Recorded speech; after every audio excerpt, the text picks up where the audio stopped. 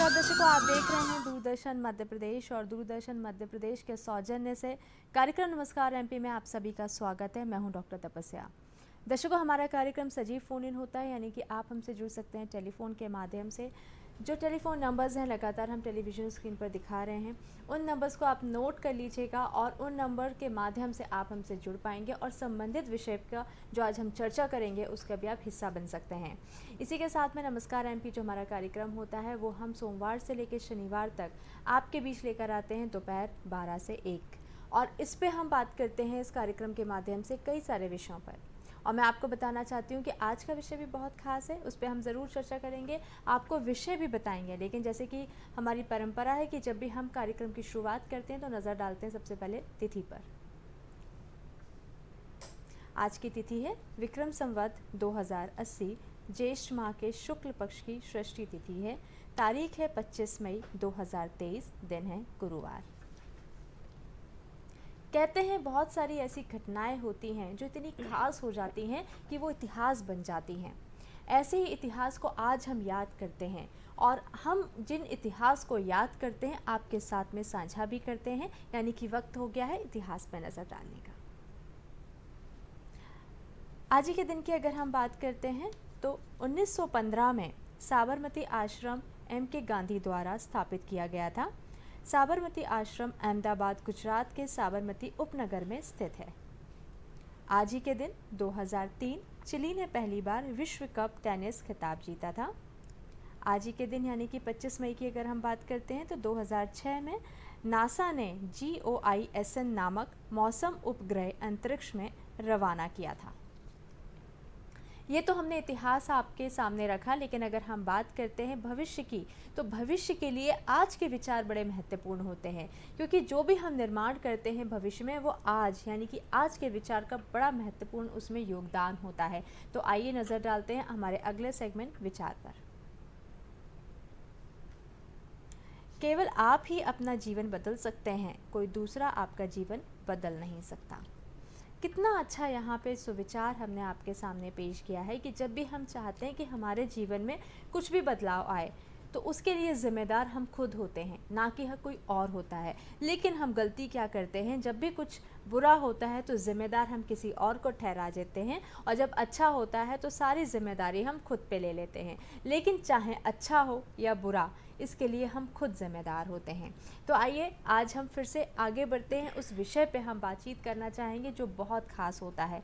जब कोविड आया, महामारी आई, तो बहुत से लोगों ने अपनी जान गंवाई। ऐसे बहुत सारे परिवर्तन हमने देखे थे। एक परिवर्तन शिक्षा के क्षेत्र में बहुत बड़ा देखने को मिला। जब हम स्कूल कॉलेज जाते थे तब हम वहाँ पे ऑफलाइन एजुकेशन लेते थे, लेकिन एक बदलाव आया, वो था ऑनलाइन एजुकेशन का। बहुत तेज़ी से देखा गया और आज भी ऑनलाइन एजुकेशन जो है बहुत आगे बढ़ रहा है। तो अगर मैं बात करती हूँ इग्नू के संदर्भ में, तो आज हम बातचीत करने वाले हैं भारत में ऑनलाइन लर्निंग इग्नू के संदर्भ में। और इस विषय पर बातचीत करने के लिए हमारे साथ उपस्थित हैं डॉक्टर स्मृति गार्गवा, असिस्टेंट रीजनल डायरेक्टर हैं इग्नू यानी कि Indira Gandhi national open university. Madam, हम आपका स्वागत करते हैं हमारे कार्यक्रम नमस्कार एमपी में। बहुत धन्यवाद। इसी के साथ में जब हम बात करते हैं दर्शकों संस्कृत की, तो संस्कृत हमारे संस्कार हैं और हम बात करते हैं उस धरोहर की जिसको बचाना भी हमारा कर्तव्य होता है।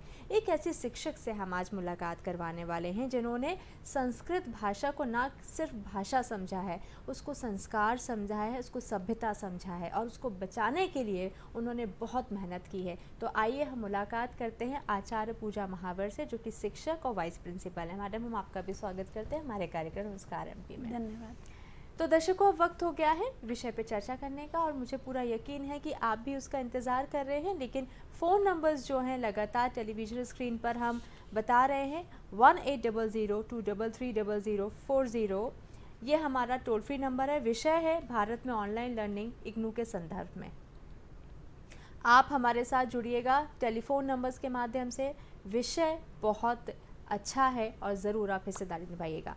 हम शुरुआत करते हैं कार्यक्रम की, और यहाँ पे मैं डॉक्टर स्मृति आपसे जानना चाहती हूँ, क्योंकि अगर हम ऑनलाइन लर्निंग की बात कर रहे हैं और इग्नू की अगर हम बात करते हैं, तो अगर मैं बात करूं कि प्रचलन की कब से शुरू हुआ, एक तो हम जानते हैं कि कोविड के टाइम से हुआ ही था, लेकिन क्या इससे पहले भी कुछ ऐसा प्लेटफॉर्म्स थे जो उपलब्ध थे? देखिए तपस्या, बहुत सारे प्लेटफॉर्म्स थे। कोविड के पहले भी बहुत सारे ऑनलाइन कोर्सेज अवेलेबल थे, डेवलप किए जा रहे थे। जैसे कि आप स्वयं के बारे में जानते होंगे कि एक स्वयं एक प्लेटफॉर्म है मिनिस्ट्री ऑफ एजुकेशन का, जहाँ पर बहुत सारे massive open online courses available हैं। इसके पहले भी बहुत सारे कोर्सेज, इनफैक्ट मैंने ही 2003-4 में भी एक कोर्स किया था जो वर्ल्ड बैंक से था।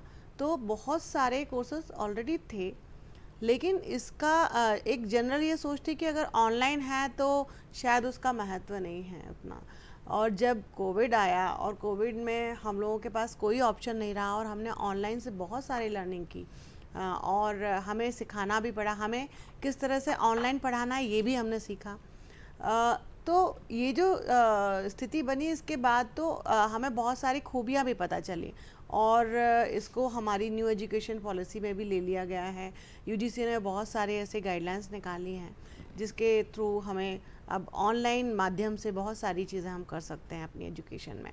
बिल्कुल। हाँ जी, बहुत अच्छी जानकारी आपने यहाँ पे पहुँचाई और तमाम दर्शक जो हमें यहाँ देख रहे हैं, सुन रहे हैं, उनके लिए बहुत लाभदायक ये इन्फॉर्मेशन है। लगातार हमारे साथ बने रहिएगा। और इसी के साथ में आचार्य पूजा जी से मैं बात करना चाहती हूँ।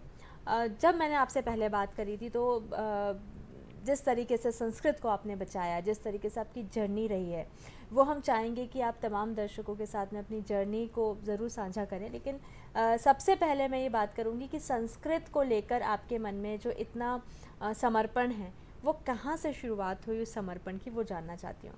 Thank you ma'am. मैं भी बताना चाहूँगी कि मेरी संस्कृत के लिए जो भी मैंने संघर्ष किया, एक्चुअली मैंने संस्कृत जब लिया था, मेरे गांव में एक छोटा सा गांव था चुरेरा, तो वहाँ पर क्या संस्कृत के शिक्षक नहीं थे, बस एक ही टीचर था, केवल उसी से मैं पढ़ी थी।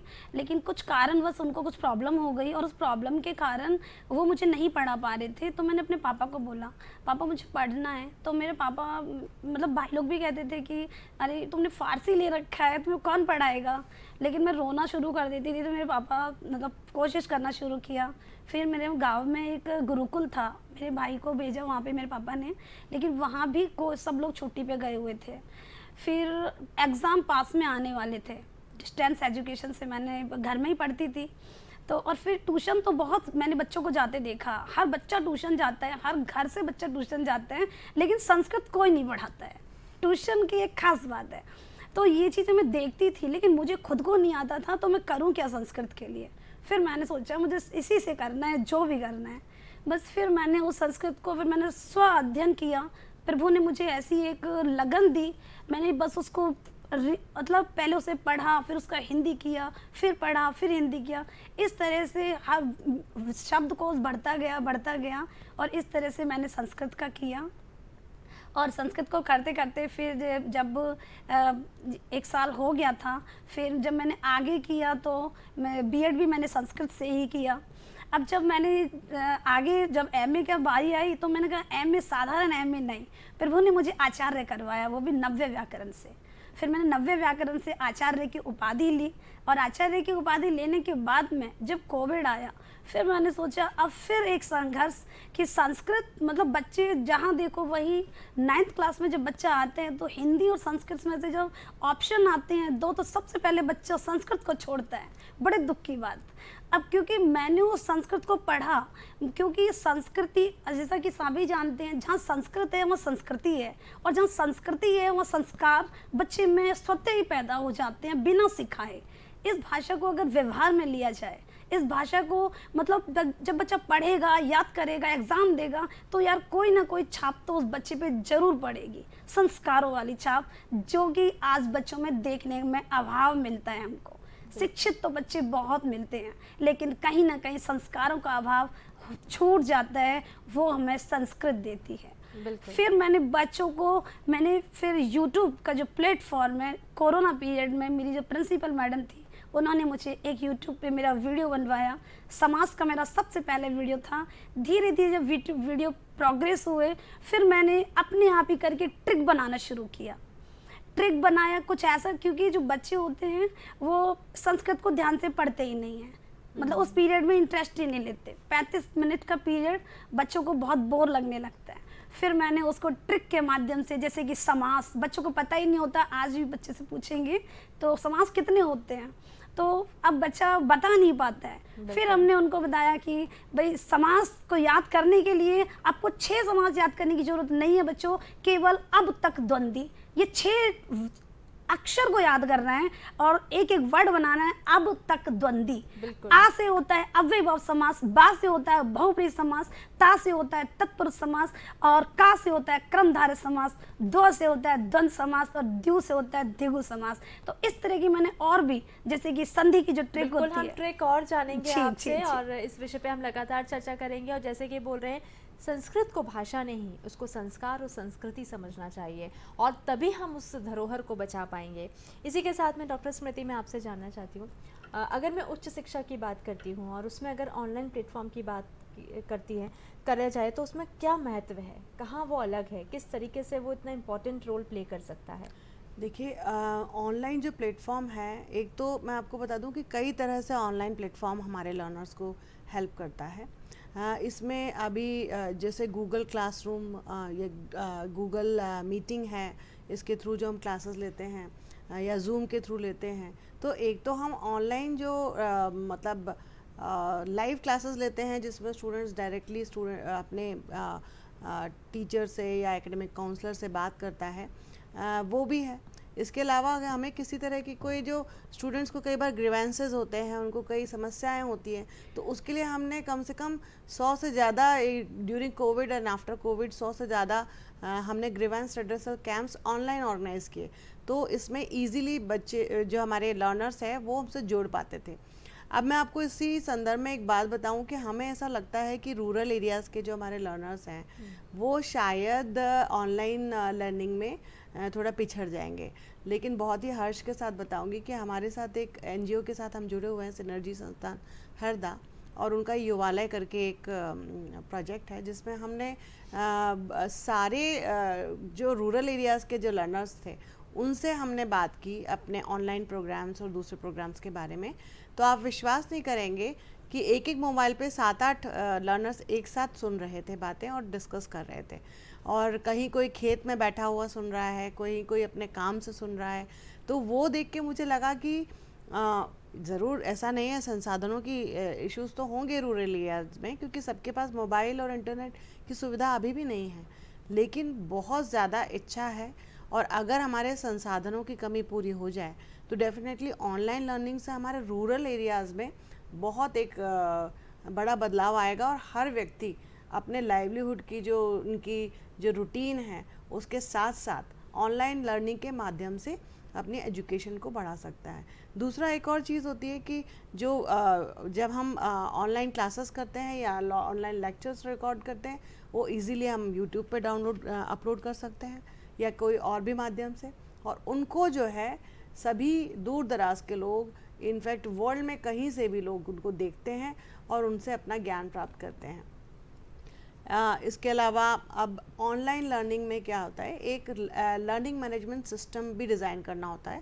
तो हमारी यूनिवर्सिटी ने जो ऑनलाइन प्रोग्राम्स लॉन्च किए हुए हैं उनको लर्निंग मैनेजमेंट सिस्टम के थ्रू उनको सर्विसेज प्रोवाइड करते हैं, जैसे उनका स्टडी मटेरियल या फिर उनकी क्वेरीज या उनके डिस्कशन फोरम्स या उनके assignment submission, assignment checking, grading and all, ये सब के लिए मूडल्स के थ्रू लर्निंग मैनेजमेंट सिस्टम होता है, और उसके थ्रू हर व्यक्ति कहीं से भी आसानी से अपनी एजुकेशन को पूरा कर सकता है।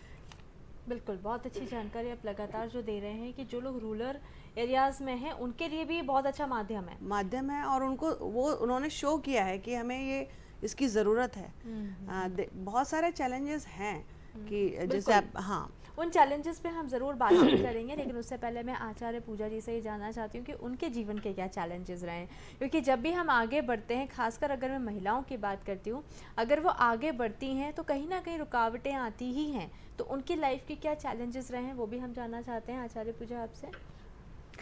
एक्चुअली जो मेरी शिक्षा है, जो मेरी पढ़ाई है, उसके लिए जैसा कि मैंने जब शुरू में, जब मैंने, मेरे पापा टीचर थे और उनका ट्रांसफ़र हुआ था झुरेरा नामक गांव में। हम चारों बहन भाई वहाँ रहते थे अपनी मम्मी पापा के साथ में। तो वहाँ केवल 10वीं तक स्कूल था, जो 10वीं तक की एजुकेशन होने के बाद में फिर मेरे पापा हमको ले आए थे इधर हमारे हसनपुर नामक गांव में, जहाँ हमारे दादी बाबा रहते थे। वहाँ 12th तक स्कूल था। मतलब समस्याएं इतनी आती गई, बहुत सारी पढ़ाई में बहुत सारी समस्याएं थी। फिर उसके बाद में जब 12th तक पढ़ लिया गया तो 12th में ही मेरी तबीयत बहुत ज़्यादा ख़राब हो गई थी। आप मतलब 4 और 5 साल तक मैं बीमार रही थी। जब बीमारी के बाद में जब मैं सही हुई थी, और उस बीमारी में मैम क्या हुआ था, मेरे जो मम्मी पापा हैं उन्होंने तो मेरा साथ दिया, मेरे परिवार ने बहुत साथ दिया। एक अहम रोल मेरे बड़े भाई ने बहुत अदा किया था। उन्होंने अपना शॉप दुकान सब छोड़ दिया था मेरे पीछे। उन्होंने बहुत किया मेरे लिए, मेरे परिवार का हर मेंबर ने मेरे लिए बहुत किया। लेकिन मम्मी पापा तो करते ही हैं, लेकिन मेरे बड़े भाई ने बहुत किया था। बिल्कुल। बस फिर जब ये हुआ मेरे साथ, उनका भी फैमिली थी वैसे, ऐसा नहीं है, पर फिर भी तो जब ये सब हुआ, पर लास्ट में जाके दिल्ली एम्स में मेरा इलाज हुआ, वहाँ कंप्लीट हो गया और फिर मैं ठीक भी हो गई थी। फिर बाद में फिर से एक लगन जगी 5 साल बाद कि पापा मुझे पढ़ना है। पापा बोले बेटा क्या पढ़ोगे, 5 साल हो गए आपको। नहीं पापा मुझे पढ़ना है। मेरे पापा ने बोला तो फिर तुम पढ़ोगी तो तुम डेली कॉलेज जाके पढ़ोगी। हमने कहा ठीक है। मेरे पापा ने पता किया कि 3 साल के बाद में कॉलेज में आप शिक्षा रेगुलर नहीं ले सकते। मुझे बहुत दुख हुआ। फिर मैंने कहा पापा प्राइवेट। फिर पापा ने बोला 5 साल बाद प्राइवेट भी नहीं दे सकते। मैंने कहा नहीं मुझे पढ़ना है। तो बोले अब मैं कहाँ से लाऊं। फिर अचानक से मेरे पापा को, मेरे मामा जी को कॉल किया गया। मेरे मामा जी इसी एजुकेशन में काम करते थे। मतलब फिर उन्होंने बताया कि एक ये जो क्रॉसपॉन्डेंस होता है, हाँ जी, उससे आप दे सकते हो। बिल्कुल पूजा जी, हम आपकी चर्चा जो आपसे बातचीत कर रहे हैं उसको हम जारी रखेंगे, लेकिन उससे पहले हमारे एक कॉलर जुड़ गए हैं। डॉक्टर प्रदीप साहू जी हैं भोपाल से, हम आपका स्वागत करते हैं। प्रश्न कीजिए।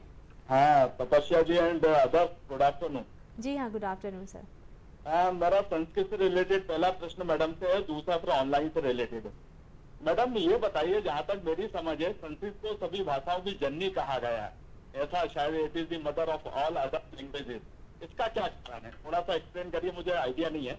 और दूसरा प्रश्न मेरा ऑनलाइन एजुकेशन से रिलेटेड है कि इग्नू जो ऑनलाइन के संदर्भ में बात कर रहे हैं आप, तो ऑनलाइन एजुकेशन की अपनी ड्रॉबैक्स क्या होती हैं, कमियां क्या होती हैं, and how it is different from offline learning, थोड़ा सा बताइए प्लीज, है ना।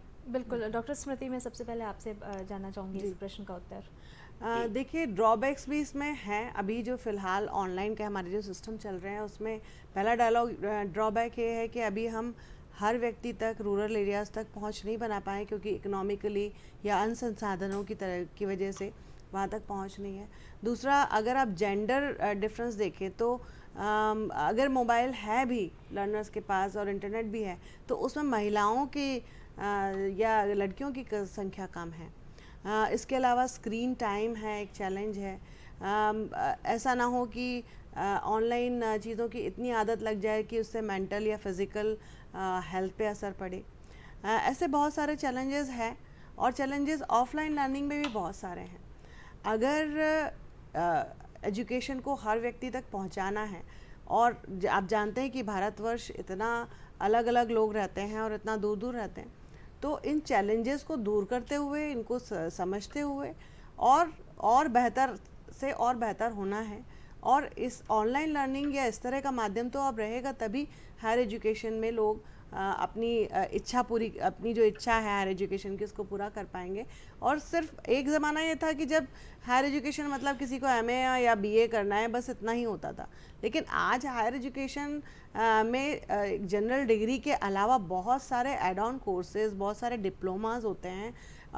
लोग जीवन पर्यंत आजकल अपनी लर्निंग्स को जारी रखते हैं, अपने जॉब्स के साथ, या अगर कोई कंपटीशन दे रहे हैं उसके साथ साथ ज़रूर 1-2 कोर्सेज करते हैं। तो ऐसे में ऑनलाइन लर्निंग जो है बहुत मददगार साबित हो। इसके अलावा एक चीज़ और, थोड़ा सा टाइम ले रही हूँ, डुअल डिग्री की जो अभी यूजीसी ने अलाउड किया है कि हर जो लर्नर है वो एक साथ 2 डिग्रियाँ कर सकता है। तो ऐसे में भी ऑनलाइन माध्यम से 1 डिग्री और 1 डिग्री रेगुलर माध्यम से करके जो लर्नर्स है वो एक साथ 2 तरह के अपनी नॉलेज गेन कर सकते हैं।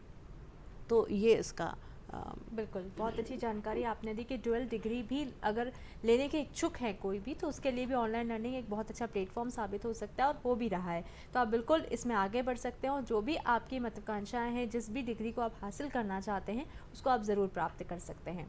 इसी के साथ में आपके लिए जो प्रश्न था मैं उसका भी उत्तर चाहूँगी आचार्य पूजा। एक्चुअली सर के द्वारा जो क्वेश्चन है वो पूछा गया है कि संस्कृत को सभी भाषाओं की जननी क्यों कहा जाता है। बहुत ही अच्छा प्रश्न है ये। संस्कृत को सभी भाषाओं की जननी इसीलिए कहा जाता है मैडम, क्योंकि जो संस्कृत है, संस्कृत का जो उद्गम है, जो विकास, मतलब जो जहाँ से जन्म है, वो एक श्लोक में आपको सुनाना चाहूँगी।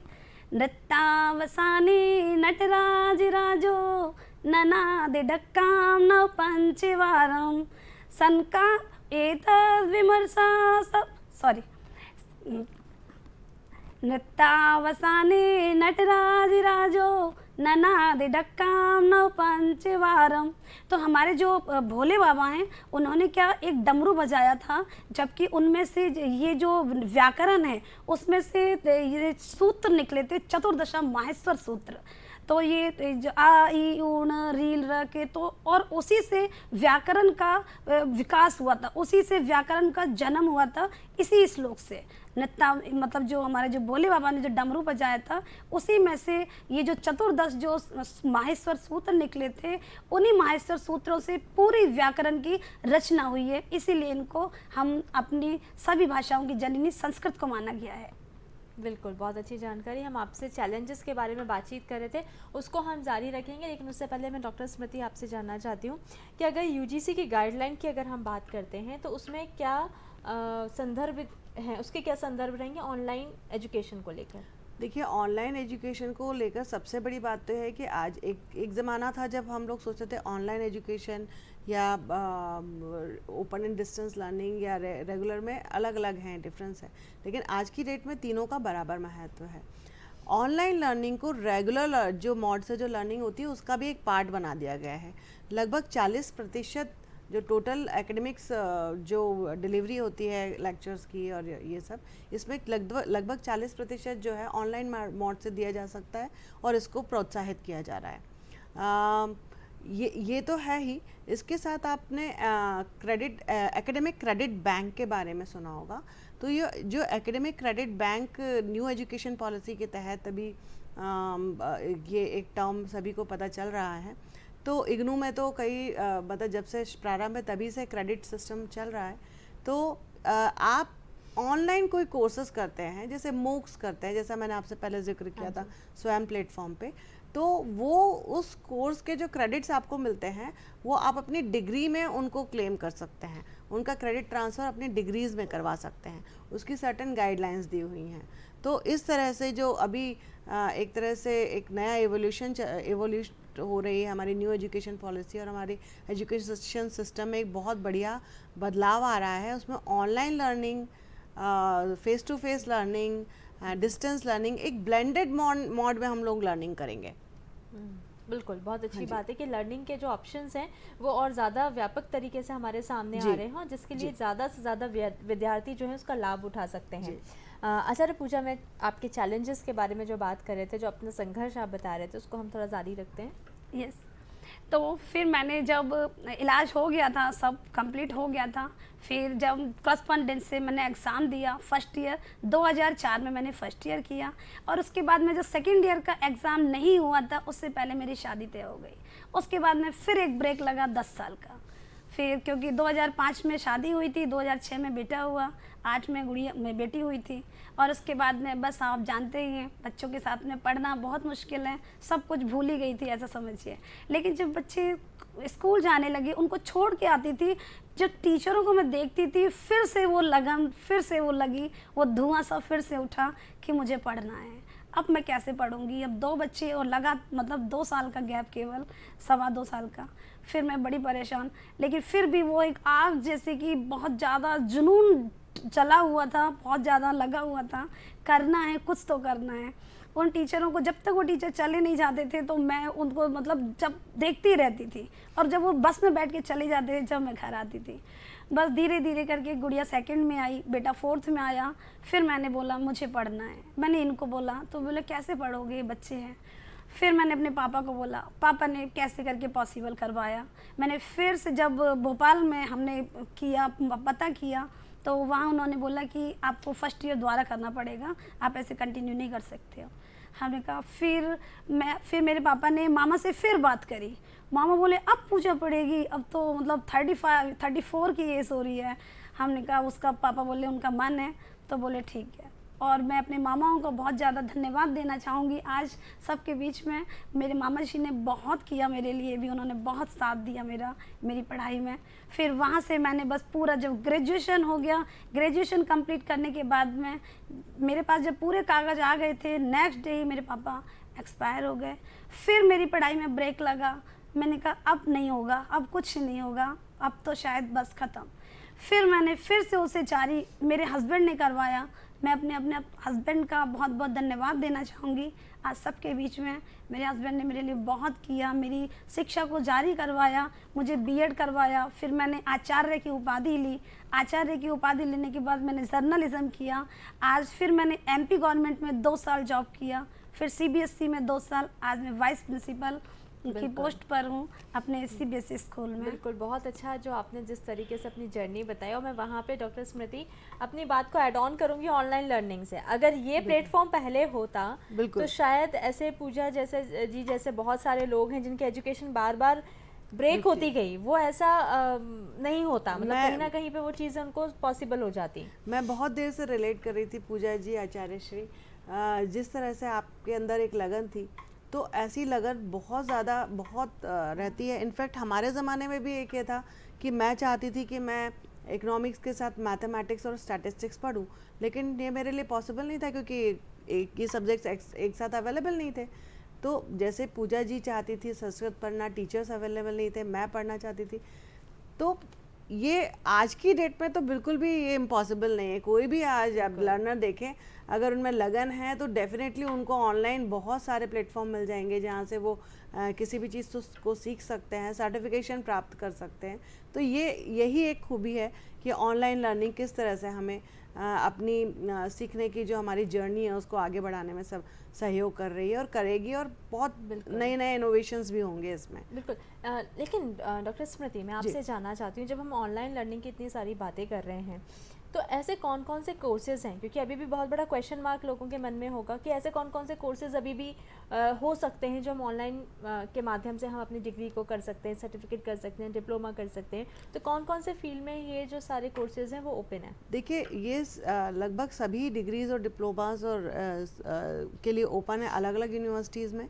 और इग्नू में लगभग 24 से ज़्यादा प्रोग्राम्स इस समय ऑनलाइन मोड में आ चुके हैं और धीरे धीरे और भी प्रोग्राम्स आ रहे हैं। इसमें सबसे ज़्यादा जो फेमस है ऑनलाइन MBA, क्योंकि हमारे जितने भी वर्किंग प्रोफेशनल्स हैं उनके लिए ऑनलाइन MBA इग्नू से करना एक तो बहुत कॉस्ट इफ़ेक्टिव पड़ता है, बहुत सारी उनको फ्लेक्सिबिलिटी मिलती है अपने जॉब के साथ करने के लिए। तो ऑनलाइन MBA पूरे भारतवर्ष में बहुत अच्छे से चल रहा है। BCom है, बहुत सारे प्रोग्राम्स हैं, लगभग 24 प्रोग्राम्स हैं। तो सबसे ज़्यादा अगर अभी इस समय देखें तो MBA ऑनलाइन चल रहा है, MS साइकोलॉजी भी इसमें आ गया है।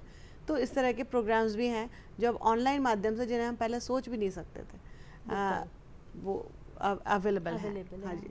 जैसे आपने अभी ड्यूअल प्रोग्राम्स की बात करी कि ड्यूअल डिग्री ले सकते हैं, तो उसमें भी मेरा एक पर्सनल क्वेश्चन है कि मान लीजिए कि डिग्री की अगर बात करते हैं, ड्यूअल डिग्री ले सकते हैं या ऐसा कर सकते हैं कि डिग्री के साथ में हम डिप्लोमा या सर्टिफिकेट ले सकते हैं? ड्यूअल डिग्री ले सकते हैं आप। एक रेगुलर मोड से ले रहे हैं तो आप एक ऑनलाइन या ODL मोड से ले सकते हैं, या 2 ODL मोड से ले सकते हैं, इस तरह से। और साथ में डिग्री के साथ एक डिप्लोमा भी कर सकते हैं। 2 डिग्री ज़रूरी नहीं है, एक डिग्री के साथ डिप्लोमा भी कर सकते हैं। सेम प्लेटफॉर्म से ले सकते हैं? सेम प्लेटफॉर्म से भी ले सकते हैं, बिल्कुल। ये लेकिन रेगुलर मोड में 2 नहीं कर सकते। हाँ, okay. एक रेगुलर, एक ओपन एंड डिस्टेंस लर्निंग या ऑनलाइन लर्निंग। बिल्कुल। हाँ जी। ये आपने बहुत अच्छी बात यहाँ पे की। ऐसे तमाम हमारे दर्शक हैं जो ये चाहते हैं कि हम रेगुलर के साथ में एक और डिग्री को हम प्राप्त कर सकते हैं, या हम डिप्लोमा कर सकते हैं, या सर्टिफिकेट कर सकते हैं। तो ऐसे संदर्भ में अगर मैं बात करती हूँ तो मुझे लगता है कि आप ऑनलाइन लर्निंग से बहुत सारी डिग्री, अपने सर्टिफिकेट्स और डिप्लोमा को हासिल कर सकते हैं, और जिसके लिए इग्नू एक बहुत अच्छा माध्यम साबित हो सकता है, और है भी। इसी के साथ में हमारा नेक्स्ट सेगमेंट है, चर्चा हम ज़रूर जारी रखेंगे, लेकिन अगला जो हमारा सेगमेंट है पर्यटन, बहुत खास है, क्योंकि अगर हम मध्य प्रदेश की बात करते हैं तो ऐसे किलों की बात करेंगे जो बहुत ही अच्छी जगह पे स्थापित है, जैसे कि रायसेन किला। आइए हम ले चलते हैं सीधे आपको रायसेन।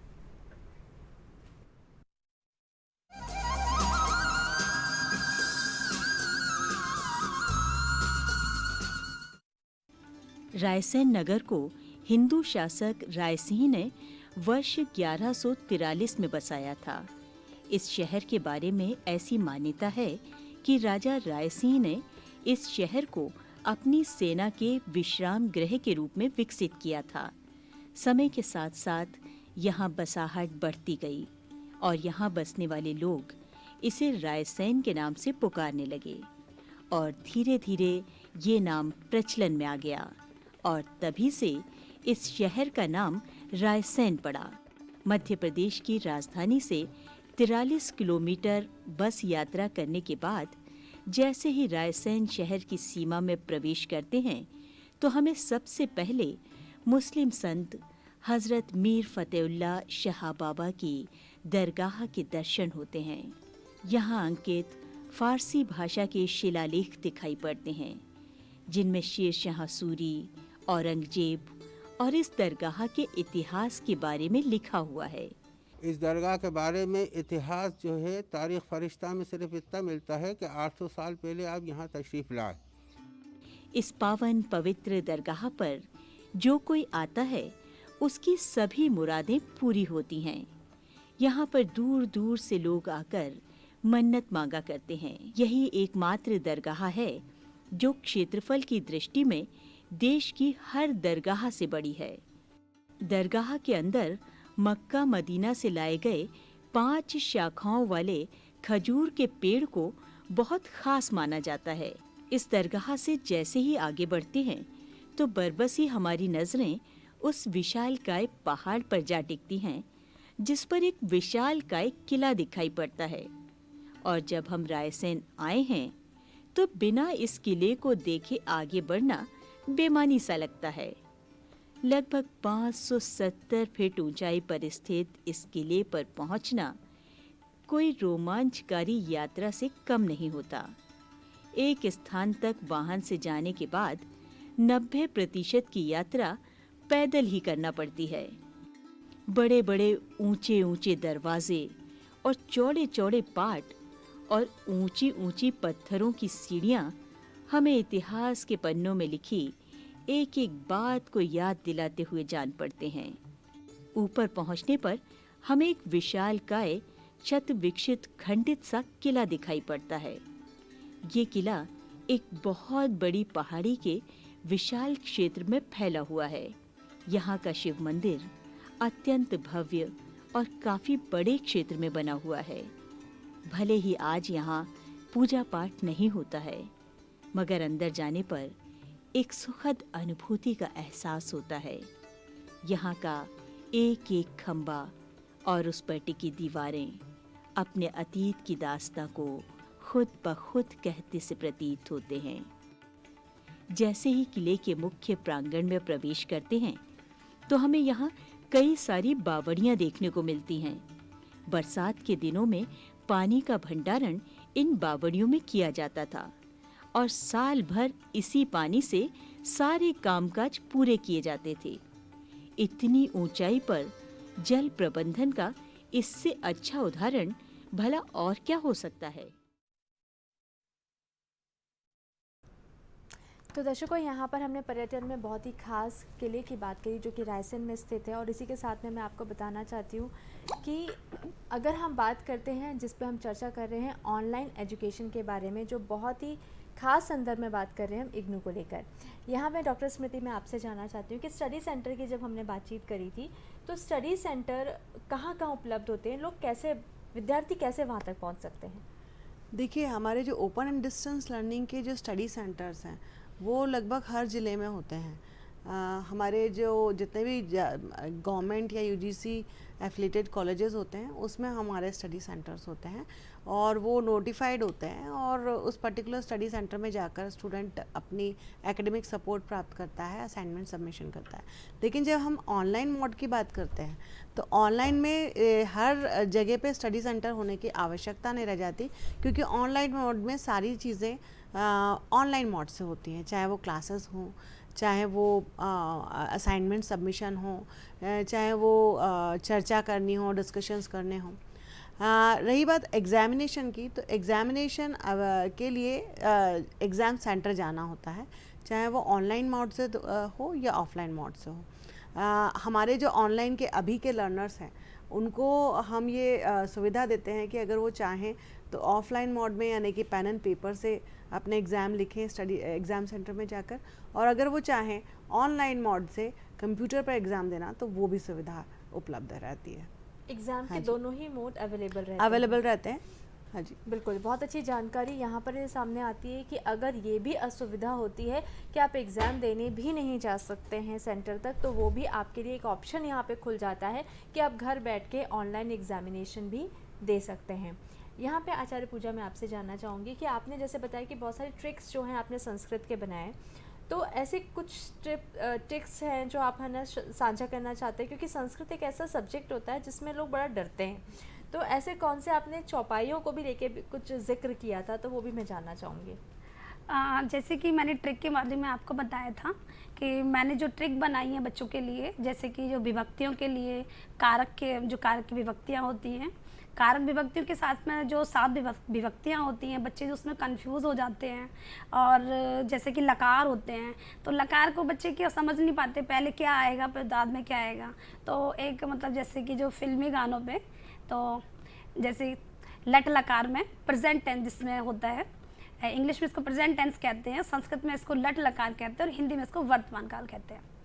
तीता अंति सीथा था, आमी आओ आम, आमी आओ आम। अब आपने भी पढ़ा होगा, आपको भी याद होगा, तो बच्चे इसको बहुत झूम झूम के इसको बहुत अच्छे से मतलब रट लेते हैं और फिर उनको बताया जाता है कि कहाँ प्रथम पुरुष, पहली लाइन है तो प्रथम पुरुष से, फिर मध्यम पुरुष से, फिर उत्तम पुरुष से। तो बच्चे बहुत मतलब पहले उसको रटवा देते हैं अच्छे से, फिर उनको पहले तो बच्चे सोचते हैं हम इसको गा रहे हैं, उनको याद हो जाता है, मैम याद क्यों करा रहे हो। जब वो प्रश्नों को सॉल्व करते हैं, जब वो आंसर्स निकालते हैं, तो बच्चे बड़े खुश होते हैं। तो अब जैसे संधियों की जो ट्रिक है, संधियों की ट्रिक जैसे बच्चों को स्वर संधि के जो भेद होते हैं 5, उनको याद नहीं होता है कौन कौन सी संधियाँ हैं, एग्जाम में भूल जाते हैं बच्चे, क्योंकि एक क्लास में सभी बच्चे एक जैसे तो होते ही नहीं हैं। तो उसके लिए एक ट्रिक बनाई, हमने घर पे ही बनाया था सब अपने आप ही। अयव्रगुदी, जैसे अयव्रगुदी में आ से बनता है अयादि संधि, या से बनता है यण संधि, आये व्र से बनता है वृद्धि संधि, व्र गुदी, गु से बनता है गुण संधि और दी से बनता है दीर्घ संधि। तो इस तरह से बच्चों को सिर्फ आय वृगुदी याद रखना है, बाकी कुछ नहीं, और बच्चे फटाफट से संधियाँ वहाँ जाके जल्दी से कर देते हैं। बिल्कुल, और भी हम ट्रिक जानेंगे, लेकिन उससे पहले डॉक्टर स्मृति, मैं आपसे जानना चाहती हूँ, मॉक को लेकर अभी हमने कुछ जिक्र किया था जी। कुछ सवाल पहले, तो मॉक क्या है, इसके बारे में हमारे तमाम दर्शकों को बताइए। देखिए, मूक है मैसिव ओपन ऑनलाइन कोर्सेज। ये जो मूक्स हैं ये आपको स्वयं प्लेटफॉर्म पे भी मिलेंगे, जो मिनिस्ट्री ऑफ एजुकेशन का एक बहुत ही बढ़िया प्लेटफॉर्म है जिसमें आप ऑनलाइन लर्निंग करते हैं।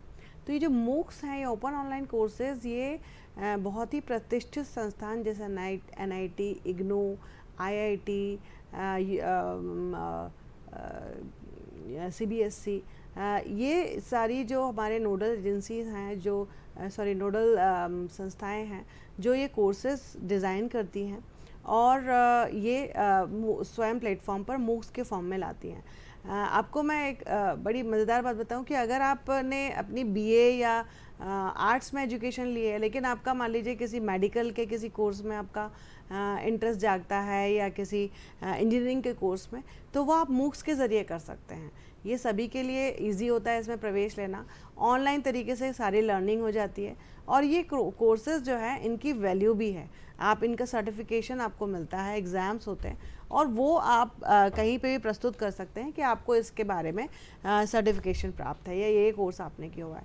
तो मैसिव ओपन ऑनलाइन कोर्सेज जो है मूक्स, इनका ही आगे ज़माना आ रहा है, क्योंकि जो मैंने जैसे आपको पहले बताया कि एक credit bank, academic credit bank है, तो जो हमारे लर्नर्स हैं जो कोई डिग्री कर रहे हैं, मान लीजिए बीए कर रहे हैं या एमए कर रहे हैं, उसमें कुछ ऐसे क्रेडिट्स वो मूक्स से अर्न करके उनका क्रेडिट ट्रांसफ़र अपने डिग्री में करा सकते हैं और वैसे भी एड ऑन कर सकते हैं। तो ये काफ़ी अच्छे कोर्सेज हैं और मूक्स को तो जो मतलब काफ़ी उसका फ़ायदा है। जैसे COL जो कॉमनवेल्थ ऑफ लर्निंग से भी मूक्स होते हैं, तो अगर जो टीचर्स हैं, फैकल्टीज़ हैं, ये मूक्स करते हैं, ऑनलाइन माध्यम से कंप्लीट होता है और बहुत सारे कोर्सेज में फ्री भी होते हैं, ये बहुत ही कम फीस होती है।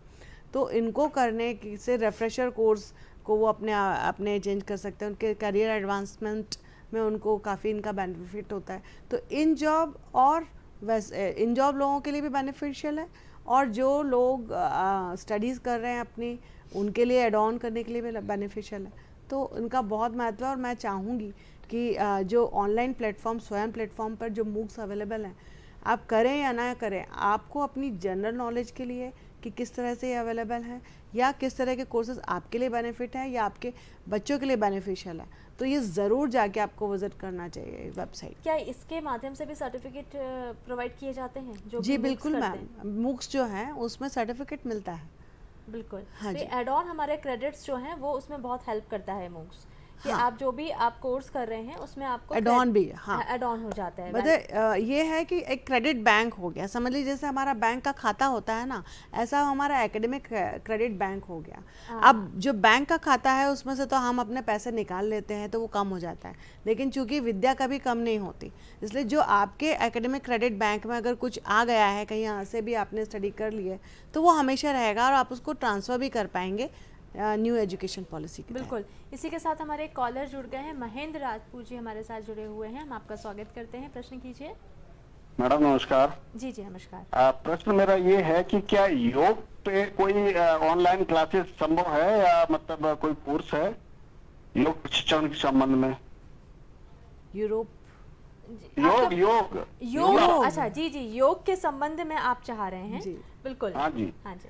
देखिए, एक सर्टिफिकेट इन योगा हमारे यहाँ है एग्नू में, और भी कोर्सेज हैं और ये कोर्स अभी ओपन एंड डिस्टेंस लर्निंग के मोड से ही चल रहा है, लेकिन अभी इसमें जो है मध्य प्रदेश में जो राजीव गांधी यूनिवर्सिटी है, जो हमारे सारे इंजीनियरिंग कॉलेजेस के स्टूडेंट्स को पढ़ाती है, उन्होंने बहुत सारे लर्नर्स को एडमिशन कराया है इग्नू के सर्टिफिकेट इन योगा में। तो अब इतने सारे स्टूडेंट्स को एक साथ पढ़ाने के लिए हमने 40% इनकी काउंसलिंग ऑनलाइन माध्यम से ऑर्गेनाइज़ की है और उसको काफ़ी सराहा गया और बहुत यूज़ हुआ। तो योग और योग से संबंधित आपको बहुत सारे कोर्सेज इग्नू और उसके अलावा आपको मूक्स पे भी बहुत सारे मिल जाएंगे। इसमें इजीली आप फाइंड कर सकते हैं, आप ज़रूर स्वयं प्लेटफॉर्म पे जाकर देखिए। बिल्कुल महेंद्र जी, आप बिल्कुल मूक्स देख सकते हैं इग्नू के, और इसी के साथ में जैसे कि स्वयं प्लेटफॉर्म के बारे में बात कर रहे हैं यहाँ पे, आप उस पर भी जाके विजिट कर सकते हैं। और इसी के अलावा मैं आपसे जानना चाहती हूँ पूजा जी कि अभी तक आपके YouTube चैनल पे कितने बच्चे जुड़ गए हैं, कितने लोगों को आप शिक्षित कर चुके हैं, और आपसे जुड़ने के लिए कैसे बच्चे आपसे जुड़ सकते हैं, ये भी बताइए। मेरा चैनल का नाम है जो पूजा महावर है। तो वैसे पूजा महावर की कोई जैसे POOJ लिखते हैं तो POOJ ना लिखकर PUJA लिखे, तो PUJA। तो इस तरह से जब आप डालेंगे पूजा महावर तो चैनल आ जाएगा। मेरे चैनल पर अभी 1669 सब्सक्राइबर्स हैं, और इसके अलावा लाइव क्लास भी लगाती हूँ मैं बच्चों के लिए। और 1 साल के अंदर कोरोना में ही मैंने चैनल बनाया था, केवल 1 ईयर लगा था, प्रभु ने मेरा चैनल मोनेटाइज भी करवा दिया। और ये जो चैनल मैंने जो बनाया था ये बच्चों को पढ़ाने के लिए, क्योंकि जब मैं स्कूल में पढ़ाती थी तो 35 मिनट का पीरियड मेरे लिए बहुत छोटा लगता था, मेरी जिज्ञासा पूर्ण नहीं होती थी। तो उसके लिए फिर जब सजेस्ट किया गया, मुझे नहीं पता था कि इस पर एक इनकम का भी सोर्स है, इस पर इनकम भी होती है, मुझे इस बिल्कुल। बात का बिल्कुल नहीं पता था। लेकिन आज जब इस चैनल पे मैं पढ़ाती हूँ, मैं घंटों घंटों तक लेक्चर लेती हूँ और अपनी जिज्ञासा को शांत करती हूँ। कोई वीडियो देखे ना देखे, वैसे बच्चे बहुत वीडियो देखते हैं, सब्सक्राइबर्स भी 1 ईयर में ही हुए थे सारे, और बिल्कुल। मोनेटाइज भी हो चुका है। तो लेकिन मैं अपनी जिज्ञासा का, जो पूर्ण जिज्ञासा होती है मेरी यूट्यूब चैनल पर होती है, बच्चे भी बहुत खुश रहते हैं। जी जी बिल्कुल। अगेन वही ऑनलाइन की ही बात कर रहे हैं कि कैसे भी हम करके जो है शिक्षा जो है लोगों तक पहुंचा सकें, चाहे ऑफलाइन हो चाहे ऑनलाइन हो, या हम किसी भी यूट्यूब के माध्यम से पहुंचा रहे हैं, सोशल मीडिया के माध्यम से पहुंचा रहे हैं, शिक्षा जो है घर घर तक पहुंचना, ये हमारा उद्देश्य है। इसी के साथ में मैं डॉक्टर स्मृति आपसे जानना चाहती हूँ कि अभी हम इतना सब कुछ चर्चा कर रहे हैं, लेकिन एक मेरे दिमाग में प्रश्न ये आ रहा है कि उन सब्जेक्ट्स की अगर मैं बात करती हूँ जो प्रैक्टिकल सब्जेक्ट्स होते हैं, जी। तो क्या उनके लिए भी ऑनलाइन कुछ सुविधाएं उपलब्ध होती हैं कि उन प्रैक्टिकल को कर सकें बच्चे? देखिए, अगर हम कोरोना पीरियड की बात करें तो उसमें गेन क्रेन उसी समय, क्योंकि स्टूडेंट्स को दिक्कत ना हो, टाइमली उनके डिग्रीज ख़त्म हो जाए, उस समय जो भी माध्यम अवेलेबल से थे उससे कुछ प्रैक्टिकल्स भी कराए गए ऑनलाइन माध्यम से। लेकिन प्रैक्टिकल्स ऑनलाइन कराने के लिए आप जैसा कि जानते हैं आजकल आर्टिफिशियल इंटेलिजेंस का ज़माना है, वर्चुअल लैब्स अवेलेबल है, तो बहुत सारे प्रोग्राम्स के लिए जो प्रैक्टिकल्स है वो ऑनलाइन माध्यम से भी अब शुरू हो रहे हैं, और इस पे बहुत ज़्यादा काम चल रहा है, और ये उतने ही इफ़ेक्टिव होंगे जितना कि हम हैंड्स ऑन ट्रेनिंग करते हैं। लेकिन हाँ, उसमें कुछ ना कुछ बैकग्राउंड में ये ज़रूर होगा कि आपको हैंड्स ऑन भी कुछ पार्ट करना होगा। तो ये जो आगे का भविष्य है उसमें वर्चुअल लैब्स बहुत बड़ी भूमिका निभाएंगे प्रैक्टिकल्स को करवाने के लिए। बिल्कुल। लेकिन तब भी कहा जाता है ना कि सिक्के के दो पहलू होते हैं। अगर हमको कोई चीज़ अच्छी लग रही है तो उसके कुछ ना कुछ नुकसान भी हो सकते हैं। अगर मैं बात करती हूँ ऑनलाइन लर्निंग की, तो वहाँ पे कुछ नुकसान यानी कि डिसएडवांटेजेस भी जुड़े होंगे। तो आपको क्या लगता है कि जब आप लोगों ने ऑनलाइन प्लेटफॉर्म स्टार्ट किया था तो उसके साथ में जो डिसएडवांटेजेस थे वो कौन से आपको नज़र आए? देखिए, हर चीज़ के साथ कुछ कोई भी जब नई चीज़ आती है तो उसके साथ बहुत सारी अच्छाइयों के साथ कुछ बुराइयां भी आती ही हैं। और ऑनलाइन में एक दिक्कत ये ज़रूर होती है कि हमारे अब जैसे इग्नू के जो लर्नर्स हैं वो लाखों की संख्या, मतलब ऑनलाइन में तो नहीं है बट वैसे लाखों में हमारे लर्नर्स होते हैं। तो ऑनलाइन प्लेटफॉर्म पे जब वो जाते हैं और इग्नू डालते हैं, एक जनरल हमारे लर्नर्स की आदत ये होती है कि वो गूगल में जाएगा, अगर इग्नू का कुछ चाहिए तो गूगल में इग्नू का ये फलां कोर्स करके टाइप कर देगा। अब क्या होता है, लाखों लर्नर्स को कैटर करने के लिए कई लोगों ने फेक वेबसाइट्स बनाए हुए हैं, फेक फेसबुक ग्रुप्स बनाए हुए हैं। तो इस तरह की चीज़ें हैं जिसमें वो कई बार उलझ जाते हैं हमारे लर्नर्स। तो ये बहुत ज़रूरी है कि लर्नर्स को ये पता हो कि सही ऑनलाइन प्लेटफॉर्म कौन सा है जहाँ पर उनको सही जानकारी मिलेगी और उनको अपनी इच्छा, अपनी जो एजुकेशन है वो क्वालिटी के साथ कंप्लीट कर पाएंगे। बिल्कुल। आचार्य पूजा, मैं आपसे, क्योंकि आपने जिस तरीके से अपने संघर्ष को इतने बखूबी आगे लेकर और एक मुकाम हासिल किया और अब आप लोगों तक अपने जो भी आपने शिक्षा ग्रहण की उन लोगों तक पहुंचा रहे हैं, तो क्या महिलाएं, जो तमाम महिलाएं हमको अभी जो देख रही हैं, सुन रही हैं, आप उनको क्या कोई मैसेज देना चाहेंगे? बिल्कुल देना चाहूँगी, और मेरी बहुत मतलब जिज्ञासा भी है इस चीज़ की। तो मैं मैसेज में 1-2-4 लाइनें कहना चाहूँगी जो कि हमारे डायरेक्टर सर हैं, एसपी जायसवाल सर, जिनके स्कूल में मैं अभी वाइस प्रिंसिपल हूँ, उनके द्वारा ये लाइन उन्होंने मुझे बताया था।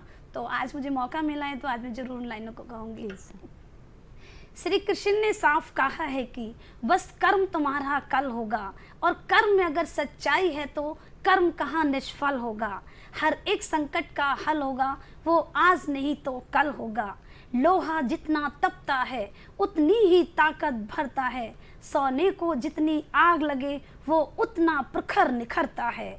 हीरे पर जितनी धार लगे वो उतना ही खूब चमकता है। मिट्टी का बर्तन पकता है पर धुन पर खूब खनकता है। सूरज जैसा बनना है तो सूरज जैसा जलना होगा, और नदियों सा आदर पाना है तो पर्वत छोड़ निकलना होगा। और हम भारत की बेटी हैं, हम भारत की बेटी हैं, क्यों सोचे राह सरल होगा। ज़्यादा वक्त लगेगा पर संघर्ष जरूर सफल होगा। हर एक संकट का हल होगा, वो आज नहीं तो कल होगा। बहुत अच्छी बात और बहुत अच्छा मैसेज इन पंक्तियों में छुपा था। मुझे लगता है कि अगर उसे गहराई से हम देखेंगे, पढ़ेंगे, समझेंगे तो सारा सार जो होता है संघर्ष का बहुत आसानी से सामने नज़र आएगा। डॉक्टर स्मृति, मैं आपसे भी एक मैसेज लेना चाहूँगी कि तमाम जो शिक्षक हमको देख रहे हैं, तमाम जो छात्र हमको देख रहे हैं, पेरेंट्स हमको जो देख रहे हैं, आप उनको क्या मैसेज देना चाहते हैं? देखिए, मेरा तो यही मैसेज है कि चाहे वो पेरेंट्स हो, चाहे वो हमारे लर्नर्स हो, और चाहे लर्नर्स के साथ पढ़ने पढ़ाने वाले शिक्षक हों, हम सभी को अपनी एजुकेशन को ताउम्र जारी रखना पड़ता है और चाहिए। अब जैसे अगर ऑनलाइन लर्निंग की बात करें तो अब एक जो शिक्षक सालों से ऑफलाइन मोड में पढ़ा रहे हैं, अब उनके लिए ये उनको नई चीज़ें सीखनी कि कैसे हम ऑनलाइन मोड से उनको पढ़ाएंगे, क्या क्या हमारे पास सुविधाएं उपलब्ध हैं, उनका कैसे हम बेस्ट उपयोग कर सकते हैं। तो ये सारी चीज़ें उनको सीखनी होंगी। फिर जो हमारे लर्नर्स हैं, उनकी जो डिग्रीज़ और जो चीज़ें हैं वो ऑनलाइन माध्यम से कैसे अधिकाधिक अपनी नॉलेज को बढ़ा सकते हैं। अगर रेगुलर मोड से कर रहे हैं तो साथ में क्या क्या कोर्सेज कर सकते हैं। ये सारी चीज़ें पेरेंट्स को भी देखना चाहिए, टीचर्स को भी देखना चाहिए और लर्नर्स को भी देखना चाहिए। अगर मैं इग्नू का संदर्भ लूँ तो चूँकि ये विश्व का सबसे बड़ा विश्वविद्यालय है, तो मैं चाहूँगी कि आप इग्नू की वेबसाइट ignu.ac.in को ज़रूर विज़िट कीजिए और वहाँ पे जो अवेलेबल प्रोग्राम्स हैं उनको ज़रूर देखिए। तो यही मेरा मैसेज है कि पढ़ने पढ़ाने की अपनी जर्नी को ताउम्र जारी रखिए, क्योंकि इसी में असल जीवन छुपा है। बिल्कुल, यहाँ पर बहुत अच्छी बात, क्योंकि आज हमने पूरे कार्यक्रम में सिर्फ पढ़ने और पढ़ाने की बात करी थी और सीखने की बात करी थी, और मुझे लगता है कि यही हमारा आधार भी होता है। अगर हम जितना पढ़ते हैं उतना ही इन चीज़ों को गेन करते हैं और समझने की और विवेक हमारे अंदर सबसे ज़्यादा बढ़ता चला जाता है।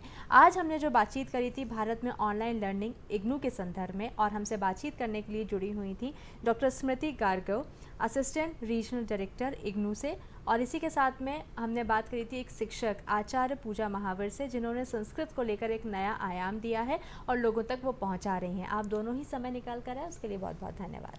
बहुत बहुत धन्यवाद। तो दर्शकों, यहाँ पर जो आज विषय पे हमने चर्चा करी बहुत खास थी। मुझे उम्मीद है कि आपको हमारा कार्यक्रम ज़रूर पसंद आया होगा, क्योंकि हमारा जो विषय था बहुत खास था। इसी के साथ में मैं आपको बताना चाहती हूँ कि हमारे कार्यक्रम नमस्कार एमपी जो रहता है सोमवार से लेके शनिवार तक हम आपके बीच में लेकर आते हैं 12 से 1 के बीच, और बहुत ही खास विषय पे हम चर्चा करते हैं। लेकिन आज के लिए बस इतना ही, मुझे इजाज़त दीजिए। हम फिर मिलेंगे एक नए विषय पे चर्चा करने के लिए। नमस्कार।